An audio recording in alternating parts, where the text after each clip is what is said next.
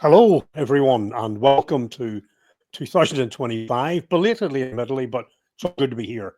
You have to forgive me today. I'm down with a bit of the norovirus, as we call it, but hopefully I'll get through to the end.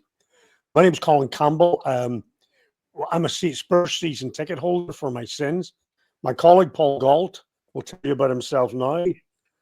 Hi guys, you know me by now. Thank you and welcome to 2025. Sorry we haven't been on recently, but we've had our own medical issues, let's just say. But we'll be back now. Maybe not every week, but we'll be back on a semi-regular basis. Today we're with you. We want to talk about the transfer market. I think primarily who the winners, losers, shakers and movers are in the transfer market. So we'll get into it. We'll come to Spurs in a minute, Colin. We'll start alphabetically. Sure. Arsenal didn't sign anybody. I think personally, I think it's a massive gamble for them. I think that they've, if they face injuries the way Spurs has, I think they could see themselves struggling without another striker. What do you think? Any views? Yeah, probably do have. I mean, they made a bid for Watkins. They were linked with the Newcastle player Isaac, and I think they were probably trying to go for a marquee player whom they would have wanted anyway, notwithstanding any other injury problems. I think it's a risk, and possibly the big one against City at the weekend has disguised that slightly.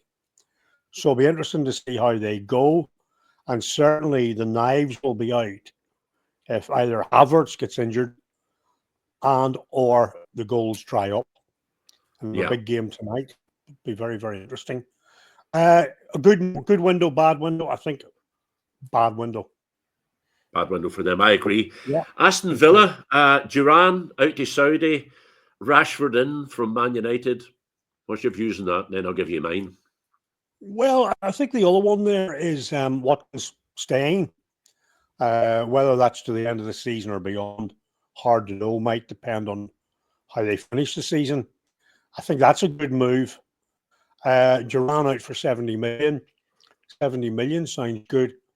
Rashford, every generation seems to have, what would you call, a wasted player, a highly talented, naturally gifted player who for some reason, and I'm not blaming the individuals, but for some reason seems not to be able to, fulfill their potential. I think of Dele Alli, a guy I absolutely worshipped. I can think now Rashford. There are others, if you know what I mean. You'll probably be able to think of some that's such a pity. I hope, and notwithstanding, when they'll play Spurs, particularly on Sunday, I hope he turns it around. I think Ed Hardy's a decent guy. I wonder sometimes about managers making a show of strength against an individual player. But I hope he does okay. Aston Villa window, good one. Yeah, I would have thought it's quite a good one for them. You know, you say to people always heading off to Saudi, 70 million. What's he doing that for? In any other business, if you get a promotion and you were heading away for 70 million, everybody would be going, great move. I hope it goes well for you. Fair enough. He's 21. He wants to win trophies, but hey, 21, go out and do 3 years out there, come back here as a multi-millionaire, prime your career, sign for a team that's going to win trophies then. I think it's a good one for Duran, to be honest. Rashford moving from Man United to Villa. I think he thought he was going to be snapped up by some of the bigger clubs in Europe. I think the wages were way too big. I think Villa has found the balance, 75% of his wages, Man United pay the rest. I think that's a good deal for maybe everybody. Maybe it's just a shake-up that he needs. And hopefully it works for Villa. I would like to see Villa doing well, as long as it's not at the expense of Nottingham Forest in a Champions League place. But we'll wait and see how that goes in a minute. Somebody else said, we were talking about Alanga. Somebody sent me a thing to say that Alanga, they swapped out Alanga to Forest bottom for Anthony going to United. And you know, if they'd held on to Alanga, maybe we'd have been a better player. And I'm not beating the Nottingham Forest drum, but I got a message back saying from somebody who I consider to be very well placed in soccer and talking about Yeah. it. He said he was lucky to get out of the septic environment that Man United is at the minute, and I think he's right. I think there's something Okay. seriously wrong there, and Mm. this guy said it, and he sent a message to me, and I said, "You're actually quite right." So maybe Rashford will find a new lease of life when he gets out of there. I think it's always sad when you see an academy player leaving a team Mm. that they've grown up Yeah. with. It's like Harry Kane. It's like Brendan Johnson going to you guys, an academy player. Fine, made Yeah. his money at the time. Is he injured at the minute, Colin? Brendan Johnson? Yes. Yeah. Yeah. Yeah. I think Among the somebody gave him many. a dirty look. Somebody gave him a Right. dirty look as he was leaving the pitch. Oh, Well, you never know. We might take him back. Anyway, Aston Villa. One thing you mentioned there, if we could just come in, I think it's a good point you raised, maybe inadvertently, but the age of this guy around going to Saudi at 21, Yeah, 22, whatever it is. yeah. This could be a Early new 20s. phenomenon. Well, it could be a new phenomenon rather than people at the end of the career going to make the money. They go at the start of their career, make the money, and then come back and try to win the trophies. Yeah. You know? Yeah. So if he spends 3 years there, 21 to 24, whatever, comes back, he will not have been, he or any of them, theoretically will not have been exhausted or taxed. I mean, physically taxed way beyond it, and should come back in the prime of physical fitness, multi-millionaires beyond their dreams, ready to win trophies. Who knows? I hope not. But you could have come upon a new phenomenon that we'll have to deal with over the next few years. Anyway, Yeah. whatever. I Okay, personally Villa. think. I personally think on that league, I don't think the league will survive. I've spent time working out in Saudi. It's a horrible place to live, unless it's changed dramatically since 2013. I personally couldn't live there for any money. I Okay. couldn't live there. And And I to all just our don't. Saudi listeners, he's only joking, by the way. Yeah. I haven't wrote down all of the teams, No. the movements, because a lot of players I didn't know any of them. They're lower end players. City, 172 million of players in. Mm. Well, from Once my again. point of view, I think City have bought everything, hoping to solve something. I watch City again. I suppose every time they get a good result, we're thinking that's them back on track again. And then they come and get another result, which is clearly the wheels have come off. Yeah. I don't know. The psychologist in me tells me, I know your theory, that there's something wrong as well as form. Yeah. Rodri cannot be the only reason for all of this. No. Walker had his issues and got out of the way. Key players are injured, there's no doubt, and have lost form terribly. But yet, one would expect that a team with the experience, talent, and depth of squad that Cities would be doing better than this. So, it'd be interesting to see how these, as I say, bought everything hoping something will work. Maybe one of these guys will fire them up again. But I wonder what City think will be a successful season now. Because there they are. There's where they are now. they're They're not going fifth. to make it. 41 points. Yeah. I think Newcastle could leapfrog them. I think Bournemouth could leapfrog them. If Liverpool collapse, that only opens the door for Arsenal and Forest, and Chelsea even, not necessarily City. City need a lot. They need snookers all around the place, and my head tells me that's not going to happen.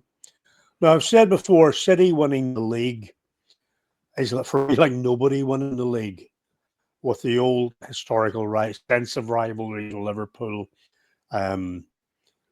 Chelsea, obviously, Arsenal, and so on, United, so on and so forth.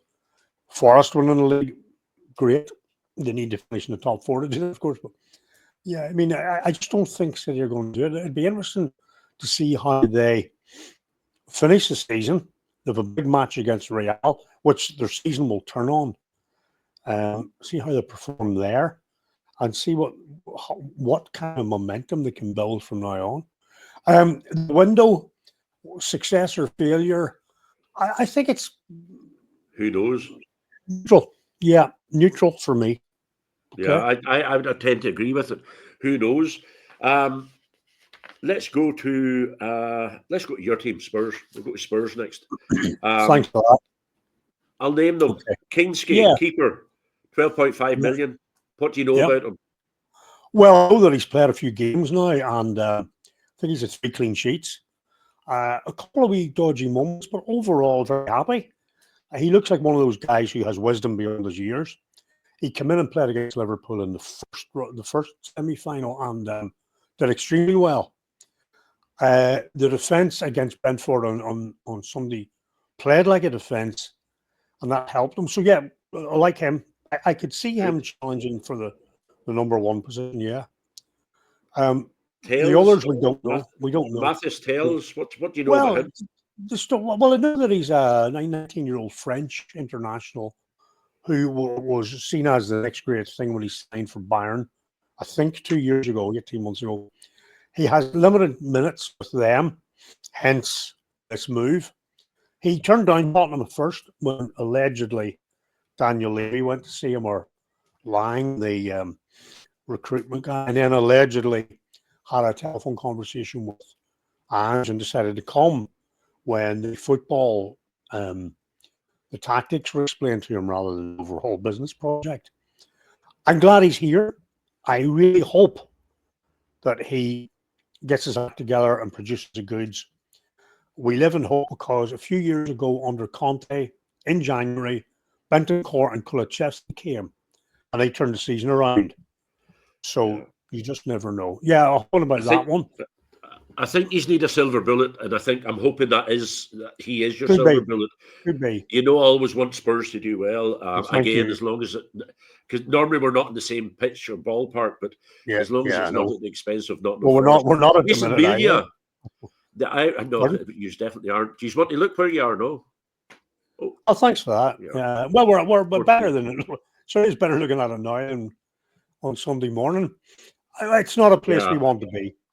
And I think. Well, I'm going to touch on it. Okay, we haven't rehearsed this. I don't want to broadside you. Yeah, well, you usually do. Beat Brentford.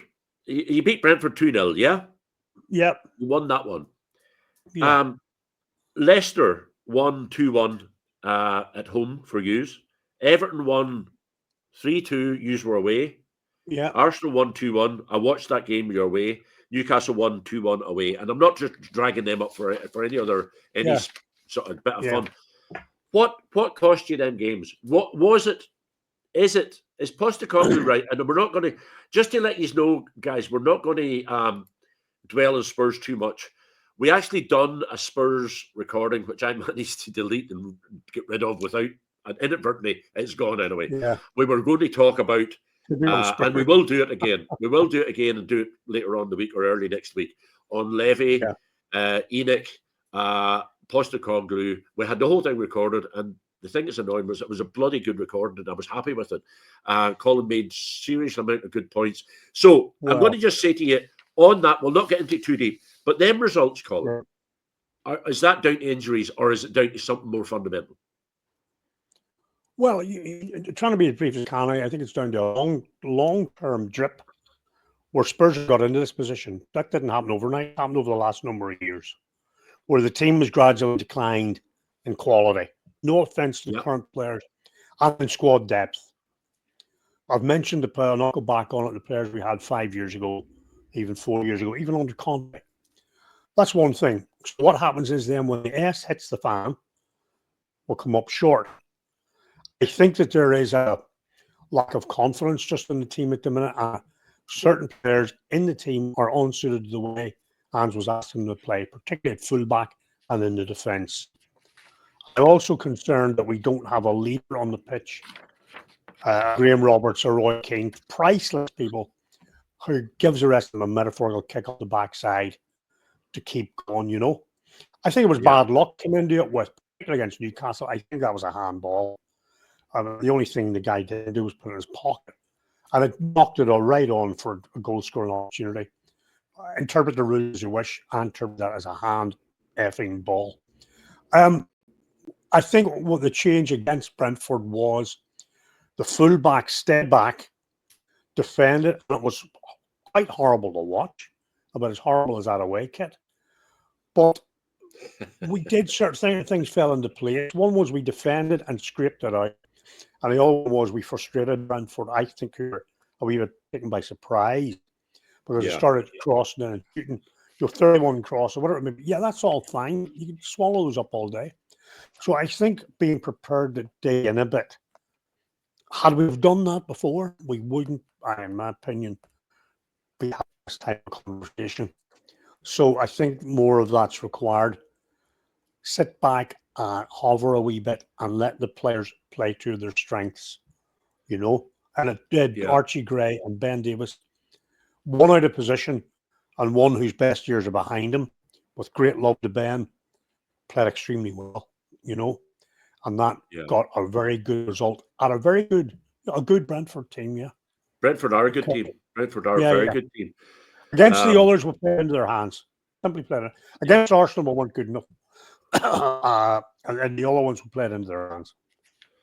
Can you remember? And this is again, I don't know the answer to this question. How many of them games were you up in to start with and ended up winning? Brentford, Arsenal, Newcastle, and Leicester. In fact, only if you mentioned there was one other game you mentioned, So I know that I watched a lot of them, and I know that was a figure that it would be hard to listen to, and I didn't genuinely know the answer, but I knew that. Well, every time, I mean, was that the games? I was at them or watching. You get a goal after 5 minutes against Newcastle and go, "Oh, now we're settled. This will be good." Well, X minutes later, it's one each. You go in and one up against Leicester and think, "Right." 5 minutes in the second half, it's 1-9. There are things that are wrong there. What's been said in the 15 minutes of the break? What's in the players' heads as they come out?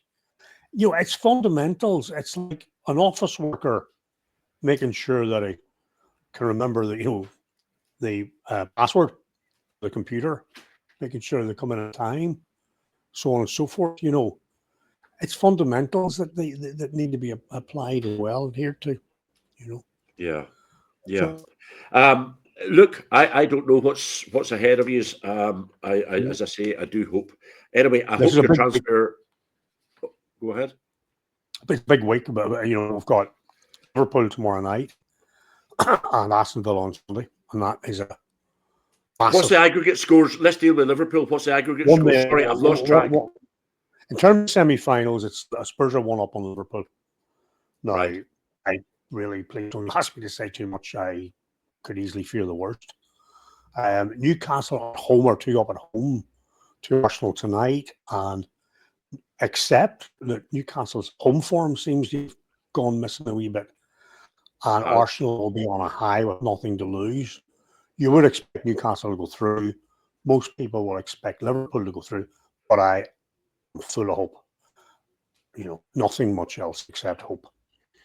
Yeah, fair enough. Okay. Okay. Well, good luck in that. Forest, our transfer window, we signed Joel Mandala in Dala, right? Who was from City. Do you know much about him? No. He was from City. He went to France for a few years, and then he went abroad. I can't remember where he's coming from now, but he seems exciting. He seems a very exciting player. Glad that he's coming to us.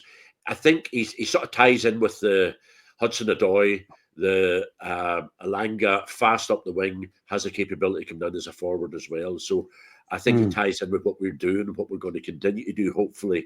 Then we signed a guy called Tyler Binden from Reading. I listened to a podcast, I think it was this morning, while I was working, and it was a Sky Sports New Zealand presenter, and his name was Jason Pine, and he said he's high hope for him. He says that he's as good a player. He probably will end up being New Zealand's best player in the history of time. He's that exciting. Let's hopefully he does that. I'm happy with our transfer list. Why am I happy with our transfer list? Is it about the signings? Not necessarily. It's about the fact that nobody went out the door that I didn't want out the door. We kept our Morillos, we kept our Milenkovic, we kept our Morgan Gibbs-White, we kept Chris Wood, and we kept Taiwo Awahane. We kept them. we could not afford to let him go. Whenever he scored for Forest, if Wood picks up an injury, I want him to be there, ready to go. The fans love him. And another guy, Nico Williams, Liverpool. We got him from Liverpool. He's playing his heart out for us. I mean, they're leaving everything on the pitch, absolutely everything. Our back four at the minute, and I talk about this because I'm happy we kept on Milenkovic, Murillo, Williams, and Aina. We got Aina on a silly money from Liverpool. It might even be a free transfer from Liverpool as well. And I just look and think, Liverpool, fair enough, they've got a good stable of talent there, and it's still there. And they could fill the bench probably 2 or 3 times, but I think we've got a good back, and we kept them all. We kept the team intact. I just hope that we can, if we pick up injuries, everybody can come up their game and come into it.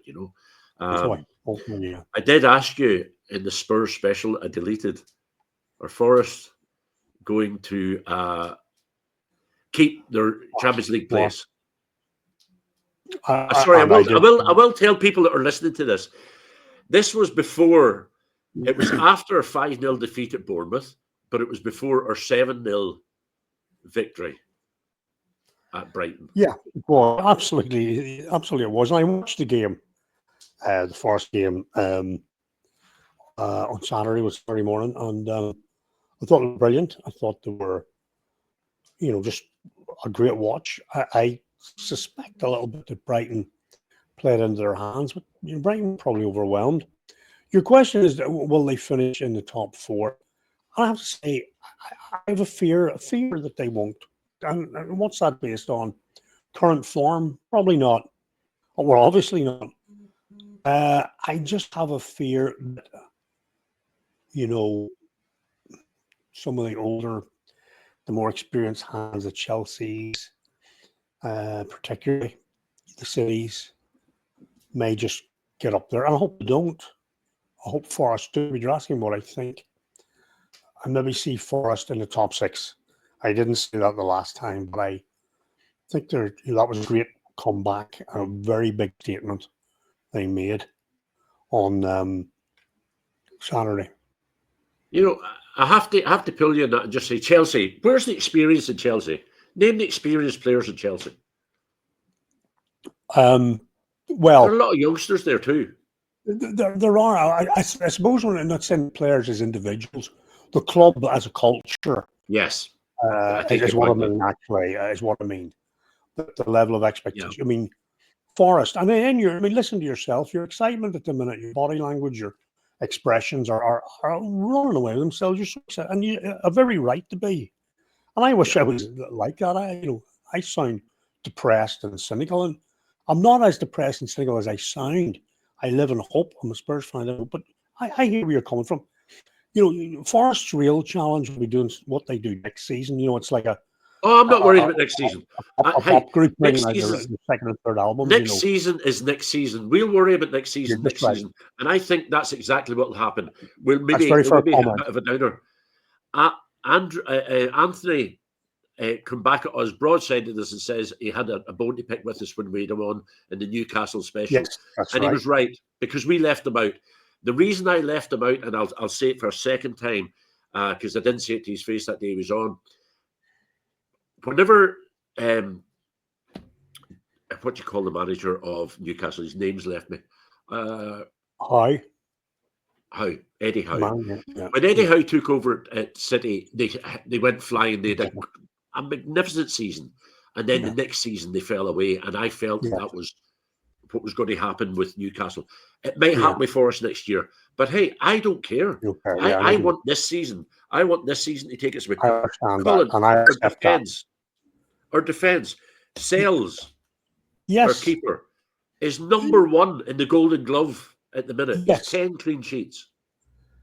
I agree, and I did say in a private conversation we've had, even last season, I said about Forest's goalkeeping issues, with great respect to other players. They've resolved that. This guy looks safe, strong hands, good corners. So I said, I do think he was fouled for the Liverpool goal that night. And he stayed the whole back line. They play with urgency, they play with energy, And Wood, I'm old fashioned, but just the way he plays, I could watch all day, and he's good at what he does. He's not trying to do anything else.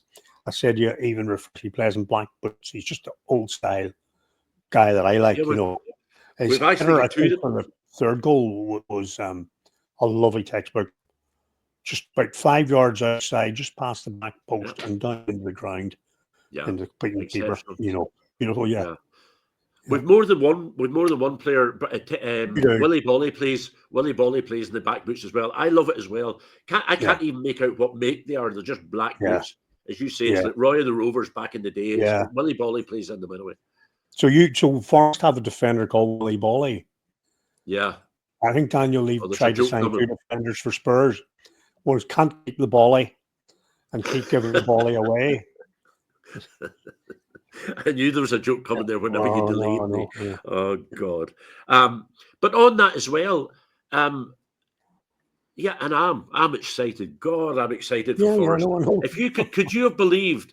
Could you have believed that on the 5th of February we'd be sitting with 47 points, third in the league? And I'm just going to No. pick out three teams. Um, 10 points ahead of Aston Villa, 6 points ahead of Newcastle, and 6 points ahead of Man City, let alone Chelsea, because Chelsea are in the positions. I couldn't have dreamt of that last year. I wouldn't, No, at the start of the I season, understand that. couldn't have imagined it. Yeah. Oh, but I mean that's fair. And coming up will be a far special at some stage. But lest, do you have any other teams in terms of the window? In the window. Oh yeah, not really. No, not. Okay. I thought I did want to talk about that Mason Melia, the Irish guy coming to use. Well, come. I just Um, one I would mention is a double point probably. I think who else had a good window? I think Palace did because they kept their centre half. Don't ask me to yeah, pronounce it. Gul. I know. He was. I think Chelsea, as were Forest resisted a move from Chelsea late in the window, and Palace did, and kept that player. Spurs made this bid for him at the end, typical Spurs, an unfeasibly large bid, very, very late in the window. They know it's going to, not be accepted. And then Spurs can go, oh, well, we did try and put their money back in the pocket. Or else come up with somebody else and we're all relieved that somebody arrived. Not the level of player that we were kind of tantalized to believe we would be getting. But from Palace's point of view, I think that is a good. I think they're on the up. We did a feature on Glasner earlier in the season, and I did say that I hoped Palace, who were under pressure at the time, we featured him, dolled him up with Luton, who have gone the other way, but Yeah, Glasner stayed, and the team was steady, and have had some very, very, very good results. have Not least a United at Old Man Trafford. United. Yeah, So, fair play to them, and good luck to them for the rest of the season. You mentioned then Mason Mia. yeah. He's a 17-year-old kid. I think he's actually coming from St. Pat's. Is he? Eventually, I think it's St. Pat's. Yeah, I know he's played for a few yeah. teams. There's a few points here. Again, blowing our own trumpet. They relate things that we had raised and features we had in previous episodes. He's a 17-year-old called Mason Mia. He plays for St. Patrick's Athletic in Dublin. They're managed by a guy called Stephen Kenny, who had been the Republic of Ireland manager and was also a manager of renown with Dundalk, who were serial winners for quite a long time. But Spurs signed him. His 18th birthday is in September, and he will then move in the next window, which is January next year. Is that Why is is that a that? Brexit thing, Colin? It is. Two parts to that. One is he can't move to a club in the UK until he's 18, and that's what he will do. Although he could have moved to other clubs at 17 in Europe. And he resisted that. Allegedly, he had offers from Italy and abroad, but he waited. Kenny has said that Spurs are the team he wanted, and I truly hope that's the case. But while it's an undisclosed fee officially, the rumour is it's about 1.8 million euros, which could rise to 3.5 million euros. And that's significant because it's the highest fee for an Irish guy at this level ever. And well, we've every reason to be excited by that. from our point of view and separated by water, that ticks his box, a number of boxes. Yeah, One is yeah, yeah, getting yeah, guys yeah, from it this does. island over to the English teams, and great for Tottenham. And another one is that it does show that with goodwill and determination, the teams that we talk about, the English teams, can get good players here, get them to wait, or arrange something. The term I used was, if there's will, there's a way. Yeah, And they've done that. His goal scoring escapades are all, he hasn't been around long enough to build up the stats, but earliest, youngest, first, this kind of thing, He's had some European experience, not much. But it's all about promise. So, is he a striker? Yes, sorry, yes. Yeah, I yeah. think probably going back to talking about Wood, it sounds like he's, at the moment, centre forward kind of material. So we'll see. But yeah, I wish him the very, very best, obviously. Yeah. So So, good luck to him. so we're saying that's a Brexit thing. Is that a Premiership thing mixed in with Brexit, or is it just Europe? They can go to a European club. Can move within Europe. Is that it? Move But you within can't move Europe, outside Europe. yeah, that's it, until they're 18. Which is ironic, Wow. given that it's probably a lot more comfortable for them to move to England than to Italy or France or Exactly. Germany or wherever, one would think. But that's the way it is. But they'll find a way around it, and I hope other clubs do, and keep looking over here for young talent, because we all benefit from that. St Patrick's make good money. I think they're full time now, so the trickle down is good. Yeah. So good luck. Yeah. Good luck with that. Yes, indeed. Yes, indeed. So that's it. The transfer market summed up for us. Yeah. Hopefully, it'll work for you, Spurs. Hopefully, it will remain working for Forest, and our guy comes in. One of our guys has gone straight back out to Reading again. Again, I don't know why, but he's come back out to Reading. And the other one's coming into the academy, so we're not going to use either of them straight away. So we'll just wait and see how they go. Yeah. Any predictions for? I'm just going to ask you for a quick prediction for Spurs. Will you make it in any of the cups that you're entering in the next few days? You make me, I really, Sorry, superstitious and everything. I'm not going to make a prediction. Something tells me something nice is going to happen. Okay. Yeah. I don't want to go any further than that. And the Premiership. What do you feel? Where can you finish up, and where do you expect? I think in terms of achieving anything in the Premiership, is gone. I'm confident that we will finish quite comfortably by this season's standards, mid-table. I would say top half, to be quite honest. Which isn't far away from where you predicted, to be honest. You predicted 7th or 8th, I think. Yeah, it's not far away from where I predicted, because I did have that feeling. I didn't think we would quite have the white knuckle ride that we've been having before. But I think, in all honesty, hopefully, as the injured players come back and get fit and get hopefully incentivized with the cups still to come, it could get a lift, Yeah. Yeah, there's a lot to happen. Is it 14 or 15 games? I know that Liverpool's 15. I think we've 14 games to go. Yeah, a lot can happen. Yeah, a lot can happen. I think from Tottenham's point of view on some other clubs, sad as it is, I think Southampton and Ipswich are weak, and Leicester aren't doing themselves any favours at all. No. So they make except when they play you. Well, that could be anyone. I mean, if you look at that, the only team fast for that. The only team who does a favour were Southampton, but they've still come to the Tottenham Stadium, so they could still get 3 points. But no, it is what it is, and no matter what, I mean, I have deal with it in more specific terms. Not run-ins, with difference of opinion with the army of Spurs fans who are on the chat line, and there's division in the ranks. I think we'll need to remember that no matter how I feel about this, we all truly support Spurs. Yeah, I do with my heart and soul. I love them dearly. I want them to win every game. I kick every ball with them. Then when you step back, you do, those of us who think about it do have opinions, both about how the team is played and how the club is run. Yeah. And that's really it. And I got misty-eyed the other day. There was a photograph came up of, we call him the General, Keith Birkinshaw, who took over Tottenham after Terry Neal left. Thank God for that. In the mid-70s. His first act as manager was to take Tottenham down. And he stayed. He brought them back up again, signed Ardiles, Villa, brought in Glenn Hoddle, then brought in Archibald Crooks, then Clements, amongst others, Graham Roberts, he brought in Maxie Miller, etc., etc. It was a wonderful time, a wonderful kit. Spurs were buying big players, they're up where they should have been. It was exciting. They won trophies. They should have won more, blah, blah, blah, blah, blah.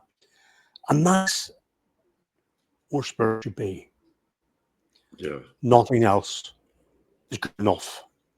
Yeah. Well, and a couple of things I've learned doing this podcast in the last 6 months was Paul Canning was on with his Liverpool supporter from Donegal, and he said, VAR decisions, you'll get some against you and you'll get some for you. And it comes up and down. And this year I've tried to tell myself that at every step of the way that we'll get a rough with the smooth, you'll get a good decision, and you can't really blame that at the end of it. The other thing is that I said to you at the time, I would be happy being top 10 for 10 years and not winning anything. Would I? Hell, no. See when I see you sitting in the top 3 position, top 4.